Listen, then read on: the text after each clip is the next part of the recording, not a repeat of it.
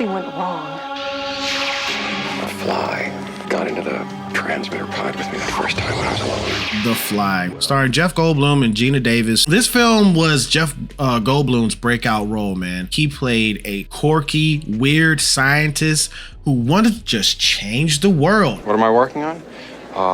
I'm working on something that'll change the world. Yeah, Jeff Goldblum plays a modern mad scientist. And what's interesting is David Cronenberg does not really portray him so much as like a scientist, but more like an artist, right? He says things like, "Oh, it's not ready yet." You know, he's not really talking like science jargon. It's more like art. He's not ready yet. Seems to work okay.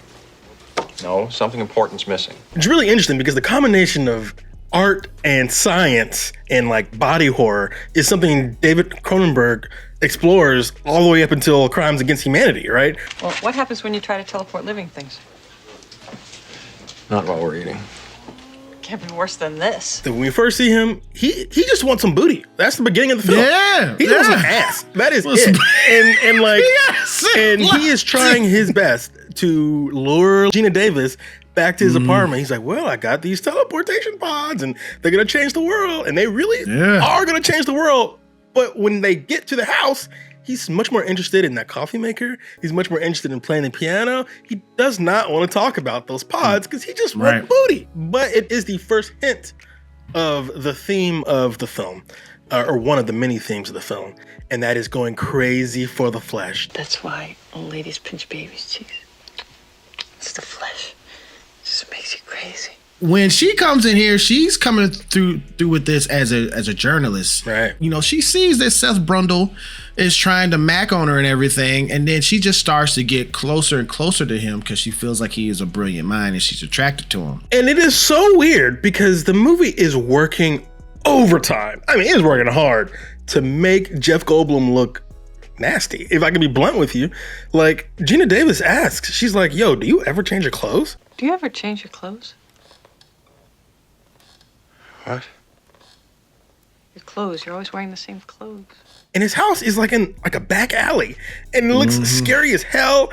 And then he has to like open like this like big garage door to get in there, and the house is a wreck, and it's dark, and it's nasty, and it looks like a place that would have flies. It is off-putting and fascinating at the same time. That is David Cronenberg. Right. That is just his style. Right.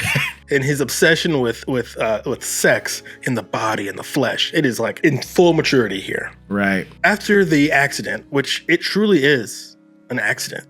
Yes. Brundle does not deserve this. He didn't do anything to deserve it. At this point, he doesn't really come off as like a villain or anything like that. Nothing. Just a fly just gets in. It's just a total, complete accident. And I think that accident makes it truly horrifying what happened to him. And then when it happens, he thinks it's a good thing. And it's treated more like a junkie, where it's like, dude, you're killing yourself. Molecular decimation, breakdown, and reformation is inherently purging. It makes a man a king. From the moment I walked out of the pod, I felt like $1 million. You know, I think I am going to have cannoli after all. Waiter! And that kind of stuff makes your heart go out to him. And it makes you really hurt for him. You're a fucking drag, you know that? No, not you. You're too chicken shit to be a member of the Dynamic Duo Club? Okay, then great. I'll find somebody else. Somebody who can keep up with me. This is your brain on drugs. And your friends, mine! And your drugs, Because it seemed like he was on some type of heroin or something they like treat it that. like an addiction.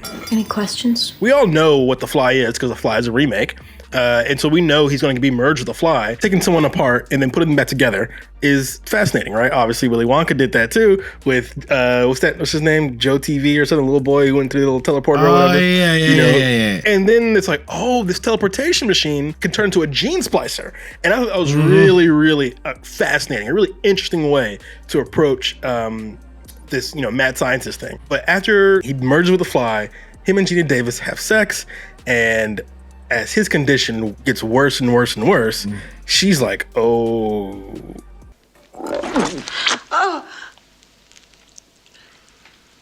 It was at this moment that he knew. He fucked up. She's like, she gets really nervous that like what is growing inside her body may not be human. And she has these dreams of like giving birth to a larva and stuff like that. They're really off-putting and scary. I really like movies with things on their mind. This movie's about how everyone deserves body autonomy. She literally gets an abortion in the film. And all the guys are like, oh, maybe you should think about it. Are you sure? And she's like, yo, isn't this my body? Isn't this what I want? Seth Brundle, both as a human and as the Fly, try to control Geena Davis's body throughout the film. Come on, right now. Oh, hey, wait. Don't give me that born-again teleportation rap. I told you I'm scared to do it. What do I have to say? I'm not gonna do it. Same with her ex-boyfriend. I mean, her ex-boyfriend literally burst into her house with the key. What are you doing in my apartment? She's like, yo, give me the key back. And he's like, no. And he just walks out. I'm like, damn. You've already seen them. Can't let you leave here alive. I thought it was really interesting that this movie is so blunt about its themes of abortion. It feels bold, and it feels so much braver than a lot of our modern films. But let's talk about The Fly 2. You could finish your father's work. You're as brilliant as he was. Something odd is happening to me, and I don't know what it is. So what's interesting about The Fly 2 is it's essentially the same movie, except it's about nothing, right? It doesn't have any themes. It feels much more modern. And the difference between how The Fly 2 moves and how The Fly moves, dramatic. Seth, it didn't seem like he had control of himself, because he said at a certain part in the film that, you know, insects don't have any politics. They're very brutal. No compassion. No compromise. They don't have any control. They don't have any emotion. You know, I'm afraid I'm going to hurt you. And that's basically what was going to happen once he found out that, you know, Geena Davis' character was pregnant with his baby. He's like, I'm going to fuse all of us together and I'm going to be insane. Have the baby. I can't. I can't. Too bad. Right. But if you go over to Martin's character, when he became the Fly, he's like, even with me being in the Fly's body, I have control over my mind.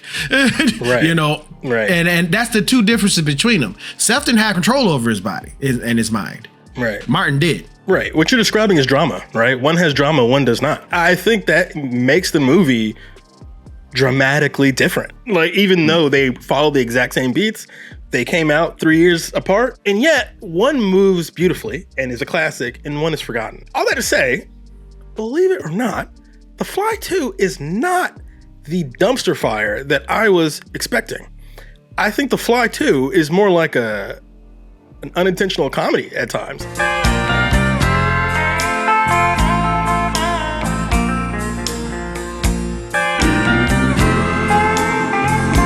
It doesn't really have a lot of tact, right? So there are scenes that are just so silly that I can't imagine another reaction other than to laugh. There's a scene where he is attracted to a bug zapper, and he's like, "You're so beautiful." I'm like, what? And then the scene just cuts. I thought that there's certain parts that was funny about it was the actual security guard that was supposed to be an asshole to him. Because I was like, yo, you are a comical asshole. He is. Okay? He's like a joke.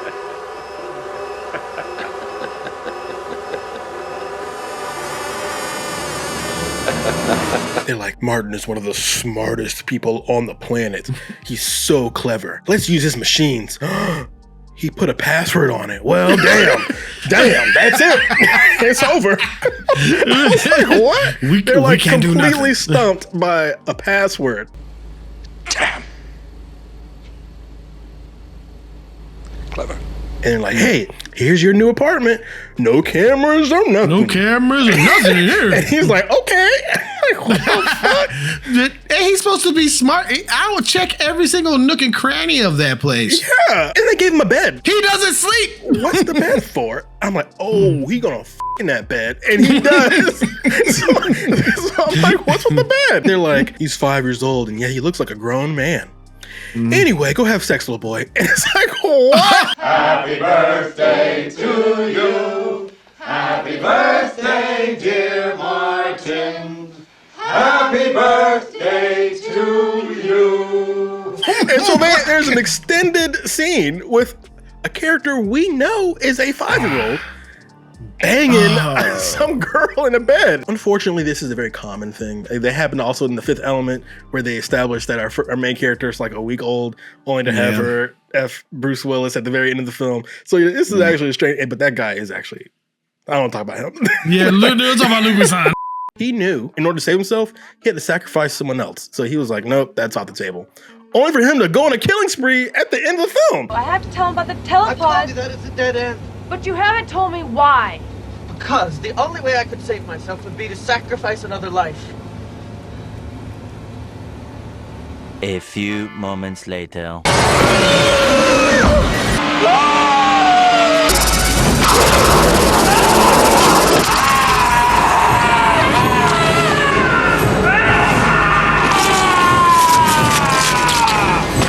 I'm making assumptions here because of what Jeff Goldblum said in the first one. He don't have no politics. The Fly is irrational. But so when he said he was like very methodical with cutting the power and going through the vents, and like he was very rational. Yeah, and I did say that he was aware of his of what he was doing because he had control. But maybe the fact that he was pissed off at the fact that the lady was very rude to him and pricking his skin, and she's giving him placebo. Then that jerk that was the freaking security guard gives him the right to be the villain at that time. The original Fly, even after it was over, like I like sat down and I just had to like collect myself. I was like, what? You know what I'm saying? Yeah. Where the hero becomes the villain only to realize he became the villain and is like, you know what? I think y'all need to shoot my brains out. Yes. And that's how the film ends. And it's like, what?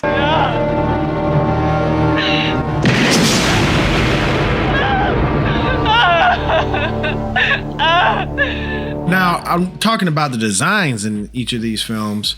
I have to say I liked the Fly design more than the Fly 2. Some of the best freaking prosthetics I've ever seen in animatronic work. I agree. In The Fly, Chris Wallace, he was like in his freaking bag.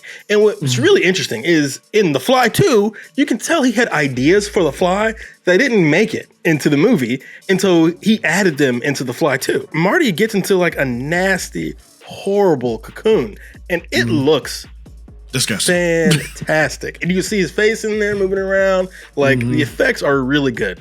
But Chris Wallace, unfortunately, is not much of a director. Yeah, he did direct that film. There's a level of tact that The Fly 2 does not have, that The Fly does have. In the beginning of The Fly 2, there is a dog, and the dog goes through the machine and it goes bad, but he's alive. They tortured that dog for so long. 5 years. It had to have been like 10 minutes of this dog. I'm